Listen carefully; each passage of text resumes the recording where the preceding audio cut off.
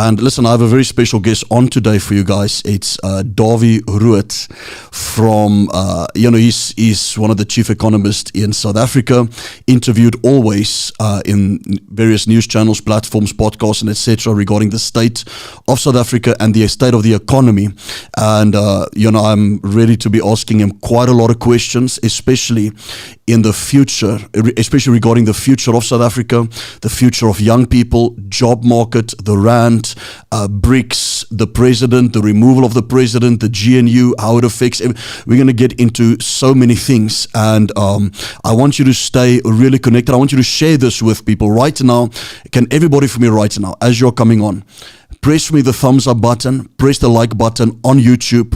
Please do it. Press the thumbs up button so it just spreads out a bit more to people. Share this broadcast with family members. Take the link, share it you can take the link live as it is right now. Copy it, share it, copy it, send it to people on WhatsApp. I want people to see this. I want them to participate so that we can see there is still hope for this nation. So I'm going to bring him on right now, and stay connected in the chat. Ask questions, comment. It is going to be a great time. We're getting him on right now. Great, thank you so much. So Dawie, I'm just going to introduce you. You can correct me if I'm wrong, but you are a chief economist of the Efficient Group, a renowned commentator, author, and a voice of reason in turbulent times, with a career that spans the Reserve Bank to the public square. You have become a trusted figure when it comes to unpacking South Africa's complex fiscal landscape, and I see you obviously always being interviewed on TV regarding the economy of the country. So I want to thank you for being with us, Dawie Roodt. I know people are going to enjoy this, so thank you for your time. I want to ask you, I don't want to waste your time, Dawie. I know, and just to let the people know that you are in transit at the moment, but that you pulled off just to do the interview.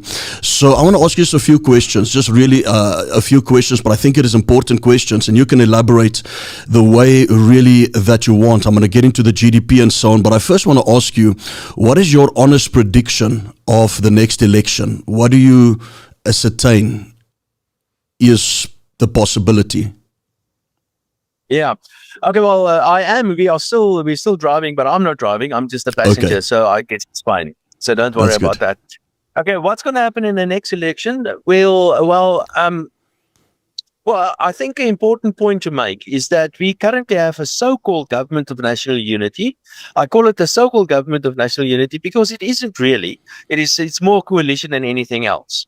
And according to a lot of research, people are quite happy with this so-called government of national unity. So the point I want to make is that I think the political balancing point, if you like, is more or less what we have currently.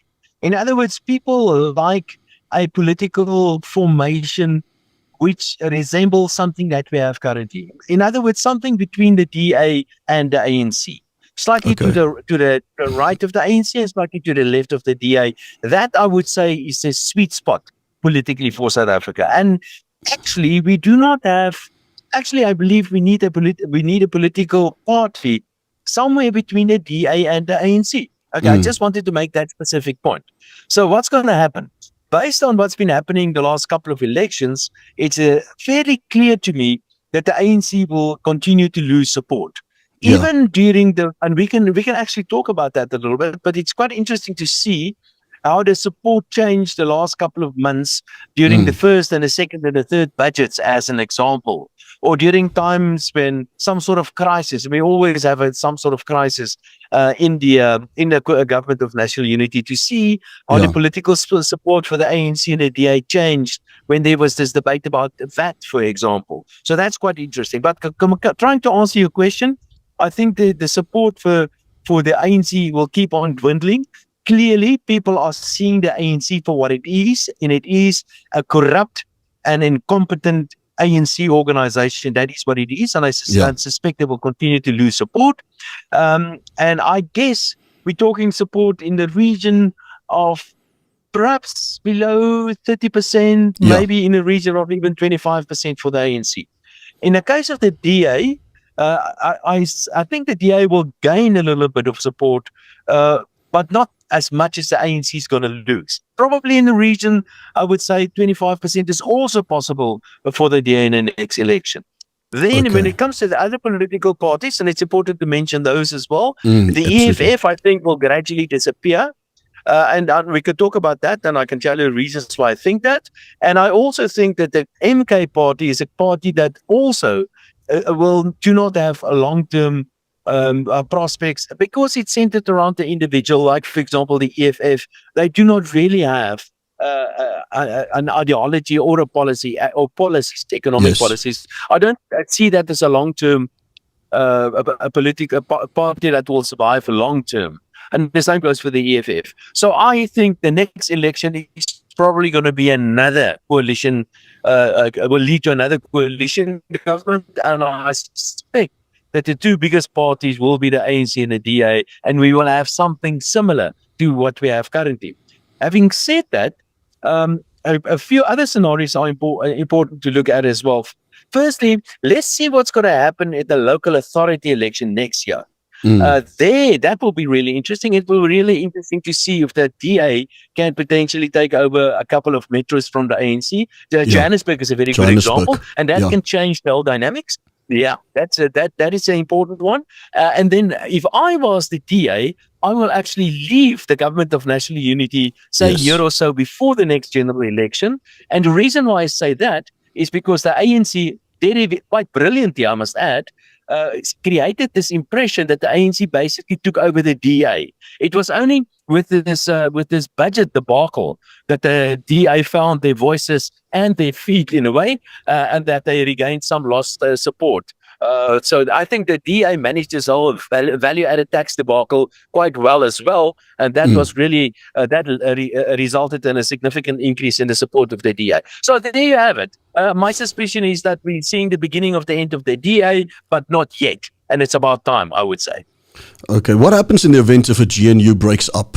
Do they work separately according to through courts? How does I mean, for example, let's say the DA steps out. How does that look? How do operations go? Yeah. Well, if the DA decides to leave the government of national unity, we will still have a government. It will just not be a majority government. It will be a minority government. So the ANC can still govern, but it will be much more difficult for them to pass legislation. Yeah. Because if they want to pass legislation, then of course they will have to try to get support from enough political parties to get 50% or more.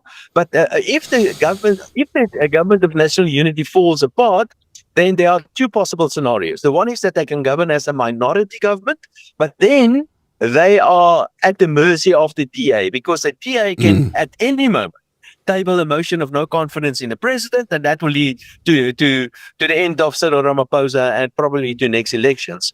And secondly, what the possible scenario is that the ANC can form a coalition with the parties to the left, and that will probably lead to the end of Cyril Ramaphosa as well. Yes. So I think what we have at the moment is a very uncomfortable and a very, very unhappy marriage. But it's a marriage where the DA is waiting for the ANC to kick them out, and the ANC is waiting for the DA to leave. And that's where we are. And I guess that's perhaps for the people in the country, that's possible scenario that we can hope for at the moment. Okay, you're breaking up a little bit there, but it looks like we got you back. So what do you think? Yeah. Is there ever a possibility for South Africa to go federal, like we see in the United States, where provinces are governed individually? I know it used to be like that, wasn't it? Used to be like that before 1994, or they wanted to go that route. Or won't we see something like that? No, we did not have a real proper federation before 1994. We had provinces, and the provinces, in fact, I think the provinces today, from a political point of view, is probably stronger than what they were before 1994. There were 4 provinces before 1994. Are we going to go more federal? And I think the answer to that is yes. And the reason why I think we're going to go more federal is exactly because of what the ANC is trying to achieve. That ANC is trying to consolidate and centralize power as much as they possibly can. And we can see it in various things, like for example, even in the things like the Bella legislation or the NHI, all those laws the rationale behind those laws is to centralize power more and more. So that's typically of a socialist, communist kind of political parties. They try to consolidate stuff. But because they are so horribly bad at running things are basically collapsing in the country. Yeah. And because of that, people people realize that if you want something done, you better do it yourself, because government can't do it. So this attempt of the ANC of this trying to consolidate and centralize things are actually leading to the opposite, where the country is falling apart, quite often, quite literally. And that is, in a way, a de facto kind of that is being established in the country. And it's not only in terms of governance, but it's also in terms of the way that society is managing itself. Like, for example, you get exactly like the churches is a good example. Churches are becoming much more vocal and much stronger in South Africa, but other various forms of social organizing, various organizations are becoming much more important, and they are organizing themselves in ways that government simply can't do that. So yes, I think a fractionalization of the country is happening.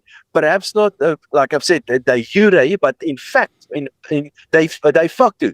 That is in fact what is happening, is that people are realizing that the centralized government in South Africa is falling apart, and if you want something done, you better do it yourself. Yeah. Yeah, no, I've seen that. Look, I want to actually get a bit more into the economy, but before I get there, is the possibility strong for the president to be removed? Yes, very much so. I can tell you, Cyril Ramaphosa, in my view, is a very weak president. Of course, he's not a decision maker. He's a consensus seeker.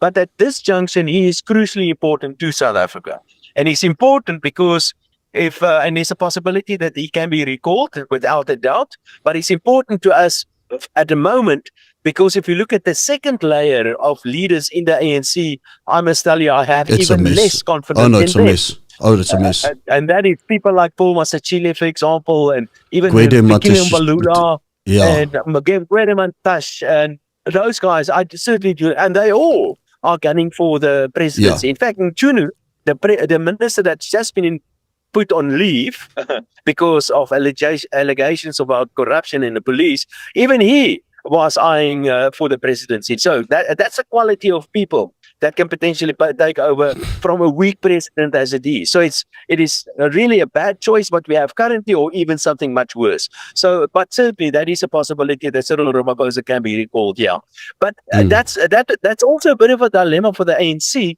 And the reason for that is because Cyril Ramaphosa is far more popular than the ANC itself. So if they do recall Cyril Ramaphosa, then I'm afraid they will lose even more support. Yeah, it can become like a Zuma situation. But I want to touch on the economy. Look, we're obviously hoping for Cyril to be removed, but I understand that exactly what you're saying. I mean, you look at Fikile, you look at Gwede. Anyway, I mean, I just laugh when we look at this. But I want to touch on the economy. I'm here. Yeah. If we can talk about the GDP or the growth of the economy, I know you said it's not even going to touch 1% this year. It'll be below that. But now I saw there's also a lawsuit that they're preparing of $400 million. I don't know if that is against the ANC or against Cyril. If it is against the ANC or against the government, how will that affect? Because that'll obviously... and then I saw in the same article they were speaking that the debt of each person is $55 million. I'm just spitting out something that I overseen or read. Not sure if you've seen that. Yeah, okay. So sorry, I missed you out there a little bit, but I think it's questions about economic growth and the debt in the country and so on. Those are questions. And the $400 million lawsuit. Lawsuit. What lawsuit is that? So I saw that the US is preparing a lawsuit against the ANC. Some articles say against Cyril that they knew about the ICJ case before 7 October. And how will that affect the economy? Yes, I've heard about that. I don't have enough information about that, but I can tell you one thing. About 2 years ago, the ANC was financially very deep trouble. The ANC couldn't pay its own employees. And all of a sudden, we don't hear the ANC being in trouble anymore. So there are obviously questions there. Where did they get the money all of a sudden? But let's just come back to economic growth. let me just give you sort of on a high level what's going on in terms of economic growth in South Africa. The short answer to that is the South African economy is doing absolutely horribly. And it has been doing very, very badly for many years. In fact, on the per capita basis, we are back to where we were more than 15 years ago. And that's a very important point to make. And that is that economies want to grow. Economies grow. That is what economies do. If you don't disrupt the economy, if you don't, if the country is not at war, or if there's some sort of bad things happening, a horrible drought or something like that happening to a country, then countries just grow. Economies grow. That is what economies do. In the case of South Africa, and the reason why I say so, because if you compare South Africa to the rest of the world, in just about all cases, poor countries have been catching up with us, and rich countries have been getting ahead further from us. So we are doing bad in just about every single measure that you can think of, in terms of per capita GDP, in terms of life expectancy, in terms of how many roads we have, in terms of how much electricity we generate. Just about anything you can think of, South Africa is falling behind, or the bad guys are actually catching up with us. If you compare South Africa to ourselves over time, then you will see that over time we have been getting poorer. And not only are we getting poorer, we do not have jobs for the people in the country. We know what our unemployment numbers are. We know, like I said earlier, there are actually children dying of hunger. So clearly what is happening in South Africa, we are doing badly economically. Nobody can argue against that. And just remember what I've said. Economies want to grow. So something must be happening to South Africa that is not only preventing the economy to grow, but really leading to very weak economic growth, and in fact, a deterioration in many instances in many of these variables that I refer to. So what is that thing? What is that thing that has happened to South Africa? And I think I know what it is, and I think we all know what it is. And this thing has got a name, and this thing is called the African Nationalist Congress. That is the reason. It is like a tsunami that hits South Africa. It's like a drought that hits South Africa. It's like a horrible pandemic that hits South Africa. It's a destructive force that has led to the South African economy being what it is today. Now, we can go through that and we can discuss that, and perhaps we should. Why is it that the ANC is such a horrible organization? But that's the reason. The ANC caused South Africa to collapse economically. And this is not the end of it. More can still happen. You know, I make a joke. I saw people on X calling the government a mafia, and I'm like, at least the mafia protects you. This is a cartel. You know, this is not a mafia. At least the mafia, if you pay your taxes, they'll protect you, and there'll be some form of protection. This is a full-blown cartel. And during the 100 years or more ago, in some cities in the United States, during the time of the real gangsters, there's a term that was coined, and that is a protection racket. Now, a protection racket is exactly that, where the mafia will tell you, you pay me money and I will protect you. Of course. If you don't do that, I'm going to burn down your shop. And referring to what happened to your wife and the police, that's an example. It's a protection racket. The police in South Africa is nothing but a protection racket. They are a bunch of gangsters. Yeah. No, absolutely. Where do you foresee BEE in the race laws? Do you foresee that it will be in the future relaxed? Or look, I know under Cyril, definitely not. Under the ANC, a very dim chance. But are they looking at renaming? I heard that they might look at changing some terminology just to fool some people on the international level.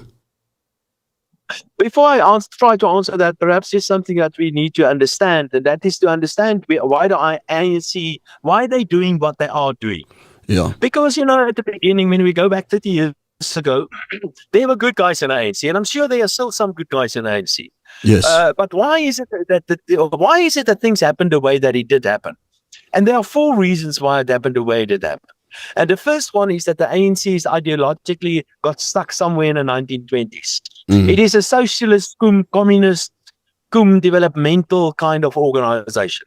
They even call one another silly names like comrades. So it's a leftish kind of organization with its ideological roots somewhere in the 1920s. They are a bunch of Leninists. All right, that's the ideology.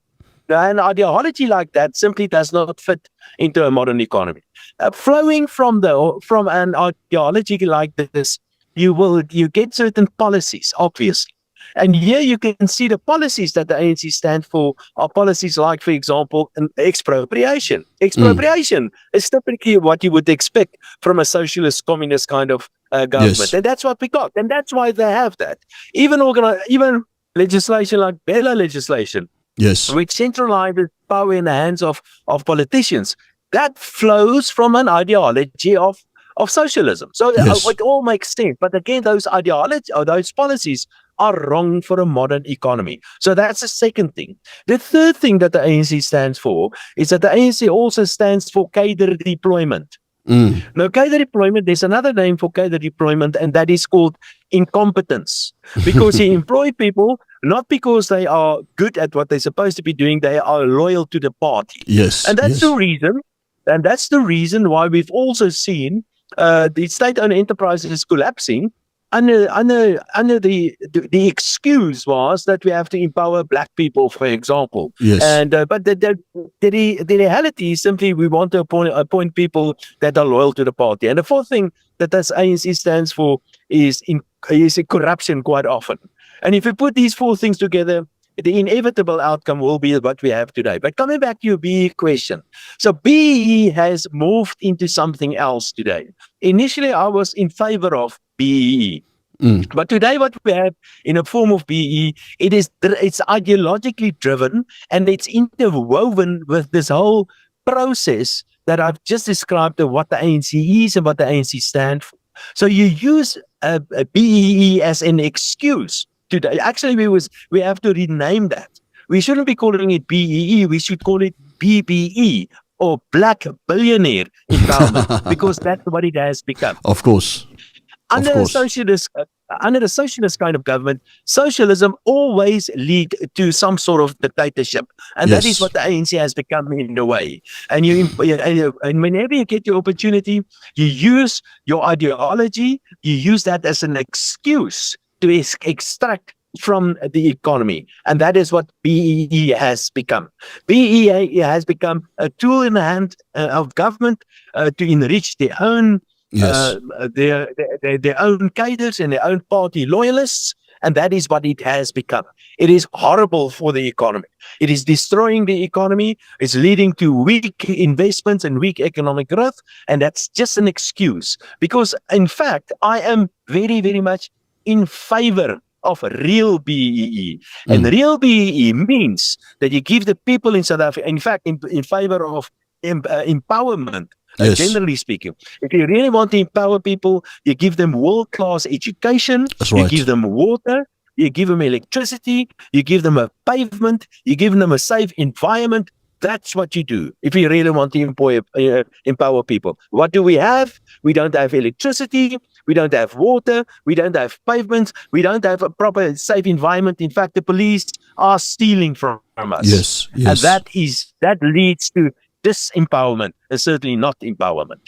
But trying to answer that, I think the pressure is building up and we're going to see less of this going forward. But as long as the ANC is there, because of their ideology, the ANC will continue with this destructive policies because that's what they are. They are the ANC. Because the ideology is obviously at the back, but we see the Marxist education they bring in and so on. And, I just came back from Zimbabwe and I told you just before the broadcast, but as I landed in Zimbabwe, I mean, we all know what Zim is about and I've been there a couple of times, but this time because of the tensions in South Africa, when I landed there, I could feel the atmosphere was clean, the air is clean, and you don't feel that pressure of racism. So then I'm around there in business and, in the hotels and so on. And the attitude of the people is totally different. When you speak to them about what's going on in South Africa in terms of race laws and so on, they cannot even begin to comprehend it. Now they are being run by a dictator as well. We understand that, but at least the so they're dropping so much regulations in Zimbabwe just for businesses to begin to take off. You can start a business there with almost no regulation right now as it is because they want business people to come back. But I just thought it's a sad state of affair with Zim feeling and safer, very, very safe there. I mean, we were walking in the CBD of Zim, and it's packed with people, but it's safe, and then you begin to realize actually what country we're living in. We're so desensitized in our country that this is normal for us, so but I thought of adding that in. Yeah, but you should also say, and this is a big difference between South Africa and Zimbabwe, is that the Zimbabweans did something really bad to their economy as well, and they destroyed their currency. Of course, they did many other things as well, and we have not done that yet. We have not destroyed our currency yet. I'm pretty sure, and there's again talk about the nationalization of the South African Reserve Bank, and I have no doubt that there are a bunch of autocrats eyeing the wonderful prize in the form of the South African Reserve Bank that they would like to get their fingers into. But fortunately for us, so far, the Reserve Bank has been spared. The governor of the Reserve Bank, Lesetja Kganyago, is doing an excellent job. Monetary policy we've got good, solid monetary policy in South Africa. And because the Reserve Bank is independent and under control of people like Lesetja Kganyago, we still have a currency. The Zimbabweans don't have that. Of course. And if we've lost that, and that's another, it can get worse in South Africa. Don't make a mistake. So that's what I wanted to ask you is on the rand. What is the stability of the rand? Where do we see the rand? Because Helen Zille made a statement saying that if the GNU breaks up, I hope I say it correctly, but if I can remember correctly, that if the GNU breaks up, we have a possibility of seeing the rand going to 25 rand to the dollar. That might just be a talk to not make it want to break up, but is there a possibility? I know a lot of people speaking that we can see 25 rand to the dollar, or don't you foresee that? Well, there are many questions in one there, because there are many things that we have to keep in mind. One is that we're actually seeing a revolution in the world of money today. Money is changing. I'm referring to things like Bitcoin and stable coins and central bank digital currencies. So remember, there are many other moving parts as well. But coming back to your question on rand only, to pick a number is very difficult. I've been trying to do this for decades, and nobody can pick a number. But the rand is a weak currency. It should be much stronger than what it is at the moment. And of course, there are reasons for that. One is obviously because of sentiment towards South Africa, which is quite negative. But what I have done the last couple of months, in fact, always for decades, I follow the exchange rate of the currency very, very closely. And I'm trying to see how the financial markets react to certain developments. Now, there was this development around the budget earlier this year, and the rand weakened because of that, because of uncertainty. It makes sense. Okay. But whenever there's talk or a real possibility of the government of national unity coming to an end, then the rand reacted more violently. So I think there's some truth in what Helen Zille said, is that I think if the government of national unity comes to an end, then the rand certainly will weaken quite substantially. 25 rand is perhaps pushing it a little bit, but it's likely to weaken. But more importantly, if the government of national unity comes to an end, what then? What's going to replace that? And will still be the president? So all those sort of things needs to be answered before we get a better, clearer idea. But without a doubt, what I've seen recently talks about the end of the government of national unity. It's got a much bigger impact on the exchange rate of the currency than other financial developments. Even the threat of tariffs by Donald Trump didn't have such an impact on the rand as the possibility of a breakdown of the government of national unity. Yes.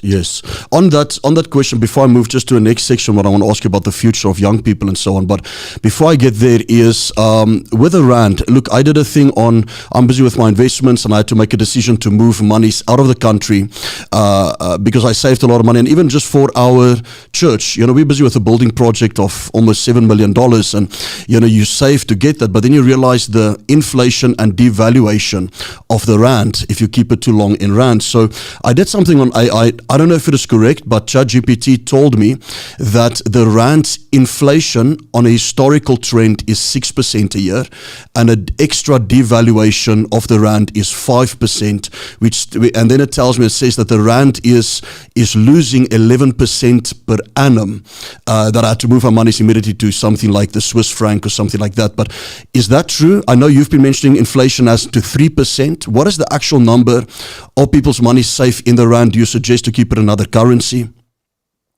Yeah.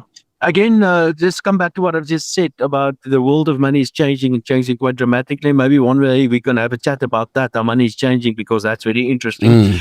But yes, the rand on average loses about 5% against the US dollar annually. And then in the meantime, the rand losing against itself as well. And we call that inflation. Yeah. So your numbers are roughly right, more or less. I think a little bit less than 11%, but it's more or less the ballpark, I would say, is more or less right. But of course, some years, and it depends on the period as well, some years could be much worse and some years could be much less. So it really depends. So, but what should you do with your money? Well, as an economist abroad, but having said that, the reality is that if you live in South Africa and you want to invest money abroad, it's not so easy. You can't take R1 million and open a bank account and put your money in there. But that is it's costly to do that. It doesn't really make sense. So on. So my advice to my clients is that you need at least say 10 million rand or so before you really can really hedge yourself internationally against the rand, because you have to put up structures, companies, and offshore, and everything costs money. So it doesn't make sense. Offshore.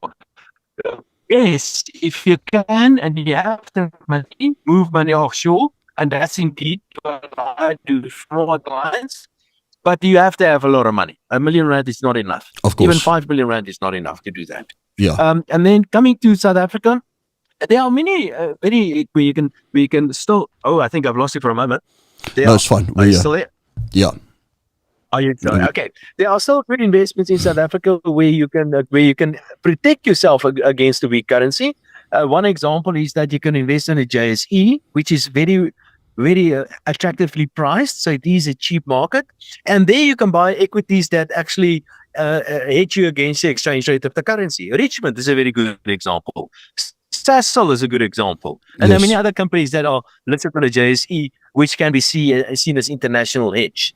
You can also buy certain, just ask your financial advisor, but there are many other investments that you can do locally where you can hedge yourself. My apologies. Against the exchange rate of the currency. So you don't need to take your money out of the country necessarily to protect against devaluation. Yes. Yeah, look, that was quite depressing when I saw that, but that's true, But I want to touch on just with we have a lot of young people all over the country that listens, and what would you advise? What is the future for a young white person in South Africa? Rob says get out of the country. I'm actually interviewing Rob tomorrow, and but I heard you say something powerful. You spoke about, listen, there's a global market. The globe has become a village, and I've seen a lot of people beginning to get global jobs in Cape Town, as on friends of mine, being paid very well. But what do you foresee? What can we do with young? I mean, I got 2 young daughters, 8 and 10. I know the whole AI, everything in the next 8 years, everything's going to change. The whole world is going to change. We can't really predict. But what is the future? Must they leave? Is there a way out, or is there something for them to do? What have you been? What is your thoughts on that? My answer to this is going to be a little bit long. I don't know how much time we have, but I'll try to cut it short. But you touched on some of this. Let's look at legislation. We know we've got anti-white legislation in South Africa. White people are being discriminated against, so it's not a nice place to be. And apart from that, it's a dangerous place for everybody in South Africa. And it's not an economy that's not growing, so we can find, and we have been talking about all negative things happening in South Africa. So all those sort of things put together, and I can understand why young people want to, not only whites, why young people want to immigrate out of South Africa. So there certainly are good reasons for that. But, and this is a very important part, and you touched on that as well. And that is, if you look at economic activities globally, economies are not the same as what they used to be 100 years ago. And most economic activity today happens in the service industry, and let's call it in the cloud economy, if you like, and more and more so. And South Africa is a wonderful place. Look at the beautiful weather that we have. We've got the best wine in the world. We've got nice meat in the world. We've got everything in South Africa. It's a dangerous place. But it's a nice place to be. And many foreigners realize this is a nice place to be. And they come to South Africa, and they live in South Africa because it's a very cheap country as well. They can have a wonderful lifestyle here, and they can still keep on working with whatever they do. And that is my advice to young people. understand that economic activity is becoming more and more service orientated. Make sure that you have the necessary skills to participate in a modern economy. Make sure that you have access and understand the most recent technology. And with technology and skills, and make sure you're safe, of course. That's important in South Africa. But then it doesn't matter where you are. That's the important point. You can be anywhere in the world and you can still participate and join this modern economy, provided you have the skills and technology and you remain safe. Okay, I don't want to take your time too much, Dawie. I have two last questions. What is, if you can maybe explain to us BRICS? I mean, people just hear BRICS, but I know you have BRICS as a currency, and then you have BRICS or a possible currency. Then you have BRICS as a payment system. Are we going to see both of that implemented in South Africa? What is the timestamp? What is your thoughts on BRICS? Well, and BRICS is it a digital currency or not? BRICS is a group of countries that got together, and it's a club of countries. There are many clubs of countries in the world. The biggest club of countries is the United Nations, but there are many other clubs of countries in the world, and they're trying to do something. In the case of BRICS, what we want to achieve is that we want to, get some economic benefits from trade with one another and finance flows and so on. So that's the reason why BRICS was created, and that is to make it easier for those various member countries to trade with one another, and that's indeed what is happening. I think a problem that I have with BRICS is that a few problems. One is South Africa shouldn't be part of it because we are a small country. We're far too small to be part of BRICS. The BRICS are only the big countries. The Chinese and the Indian and Brazilians, they're big countries, not like us. We're a minnow. So I think the only reason why they ask South Africa to be part of BRICS countries is because they think South Africa doesn't like BRICS that much. And he reckons that if the BRICS countries try to establish their own BRICS currency, then all sort of bad things will happen to us. And when you talk about currencies, there are two things that are important. The one is a reserve status, and the US dollar is the world's most important reserve currency. And I can tell you, it is very unlikely that another group of countries, or even a country, or even something like the European Union with the euro, it's very, very unlikely that another currency will replace the US dollar as the world's most important reserve currency soon. So Donald Trump can relax. However, when it comes to payment systems, a payment system is simply how do you pay one another. We have already established payment systems amongst the BRICS countries. That's right. But that doesn't mean that we're going to undermine the US dollar. The US dollar will lose a little bit of status, but not majorly so. In fact, stable coins, as an example, is also nothing but a payment system. So the status as the US dollar as the world's most important currency will remain, but various new kinds of payment systems are already being established, and that will continue. And in the process, the dollar will be used probably not necessarily less. Maybe we will use more of the dollar, but in the form of, say, for example, stable coins, not necessarily through the normal conventional payment systems that they have currently. That's true. Okay. No, thanks so much. What is your view on the possibility of sanctions on South Africa as a whole, or is that not in the? No, very likely. There can be two kinds of sanctions. There can be sanctions directed at certain individuals, and I think that's a very good possibility. That could happen. Yeah, certain individuals, and I've got a couple of guys that I can mention that are potentially on that list. So that can certainly happen, and that will be damaging, and it will hurt those specific individuals, not the country so much, but the individuals. But it's also possible that we can see actual sanctions against the country. Like, for example, financial sanctions. If that should happen, I can tell you we are in for some serious. So does that mean that you will sanction, that they will sanction Visa, Master payment systems? Is that a possibility? It can include all of that. Include all of that. But the easiest way for Donald Trump to hurt South Africa is what happened to South Africa in the 1980s, for example, when foreigners were not allowed to lend money to South Africa. And that's not too difficult to do that. Donald Trump can easily say that the pension funds in the United States are not allowed to invest in our local financial instruments, as an example. He can do that, and that he's going to hurt, I promise you. Okay. Okay. And one last thing. Do you have any positive outlook for South Africa, amidst everything that has happened this year?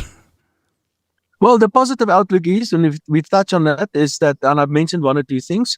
We've got a Reserve Bank that works fine. We've got the judiciary that is mostly still independent. We've got the press that's very much independent in South Africa. So those are the good things.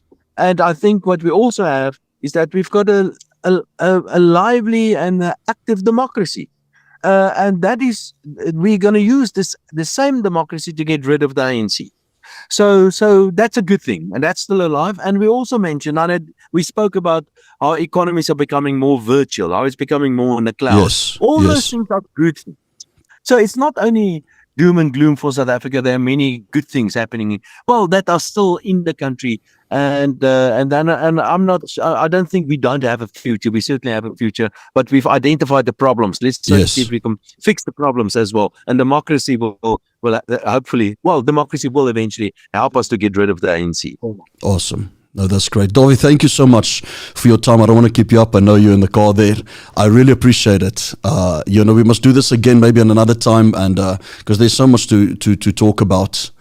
But I appreciate your time. Absolutely my pleasure. Thank you. Thanks, Dawie.